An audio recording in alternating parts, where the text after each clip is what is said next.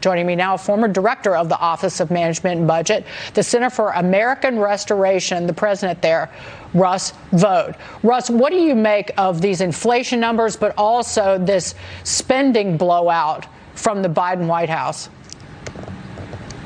Well, thanks for having me on, Dagan. I mean, I think that's what's interesting about this is that, this is a budget you might have thought he would propose on the campaign or in the transition.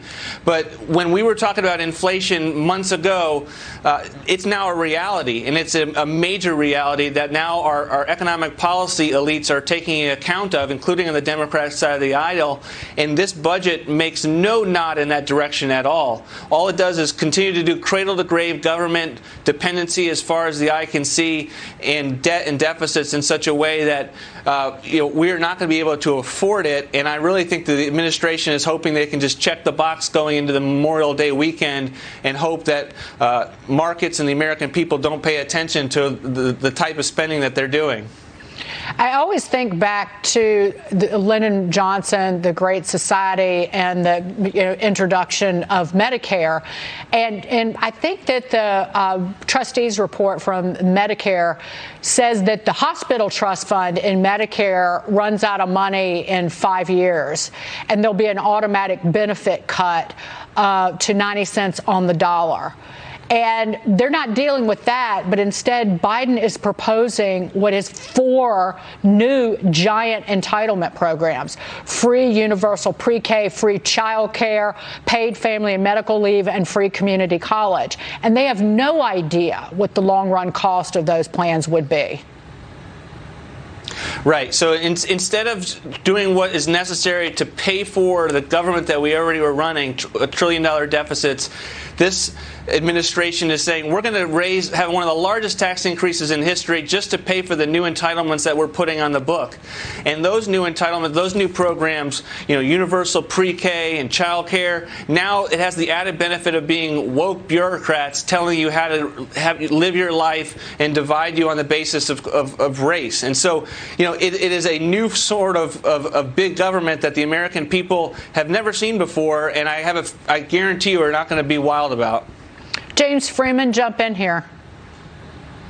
Yeah, Russ, when you were at OMB, you did a lot of great work in terms of restraining the federal bureaucracy. We talk a lot about the Trump tax cuts when we think about the economic successes of that era, but maybe the secret sauce was the regulatory reform, not always getting a lot of attention.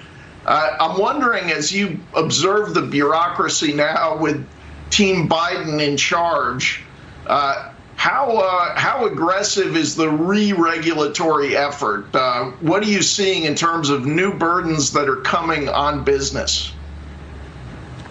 Thanks, James. I think this administration has declared the war on energy, and so everything they can do to increase the cost of energy on the American people, they are interested in doing. And one of the things that they have done is they've said, look, from a regulatory perspective, everything that we do is going to have a climate impact, it's going to have an equity impact. And those are getting at, one is their economic agenda, one is their environmental agenda, the other is their racial agenda.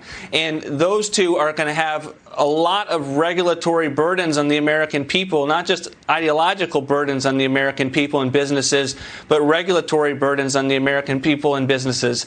And so this is, I think, one of the unstated things that is going to act as a drag on the economy that we don't talk about every single day, but we're going to see it materialize in the coming months and years.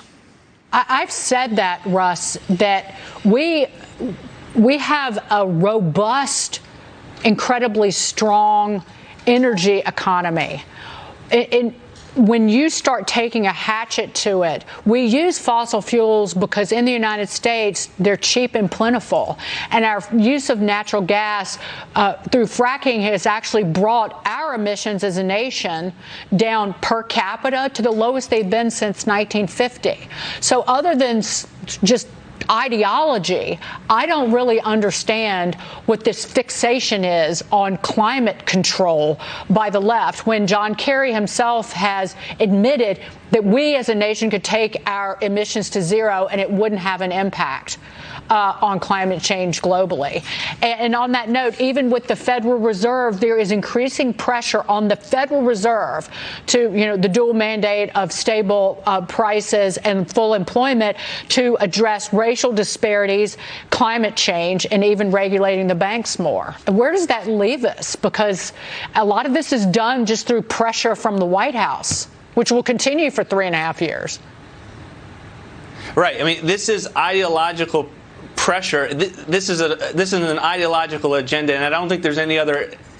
There's other reasons out there other than this is just who they are and how they want to govern, and they're going to go far left.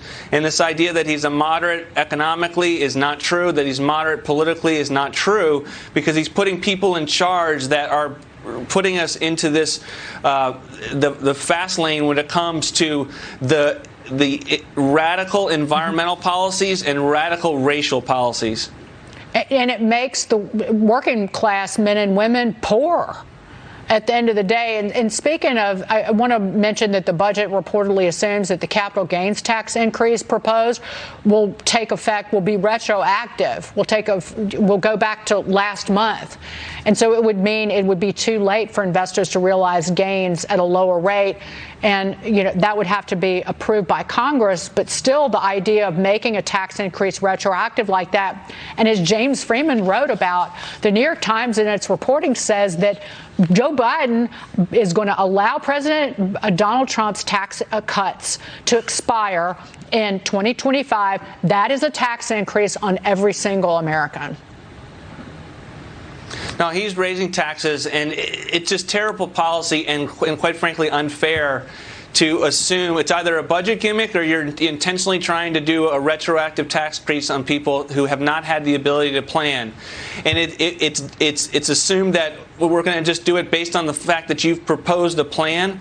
Well, look, Congress has a say in that, and the American people shouldn't have to order their lives based on a presidential press conference. Congress needs to be able to work and pass laws and do it in the light of day. And unfortunately, this is just incredibly unfair tax policy on the American people. I just want, before we go, Russ, I want to get your reaction to this. Here's how Joe Biden referred to himself once. Just listen to this. Now, as our economy recovers, there's going to be some bumps in the road. We know that. Of course there will be. We must restore the connection between the success of our economy and the people who produce that success, hardworking Americans. You all remember, it used to be the case in this country, when you were part of generating success of a company, you got to share in the benefits. That's long since gone, not a joke. And by the way, I'm a capitalist. Productivity has grown 4 times faster than pay has grown. I understand the risk and challenges business owners face. I just think after decades of workers getting a raw deal, it's time they be given a fair shake. Congress should raise the minimum wage to $15 an hour. Russ, that was yesterday. I'm a capitalist. Yeah. 50 years in the federal government, all of your economic policies you learned in the 1970s, I think the American people and businesses across the country would say have a different view of what an American capitalist is right now. Well said. Russ, great to see you. Thank you so much for being here, and you have a terrific weekend. We'll see you soon. Russ Vought.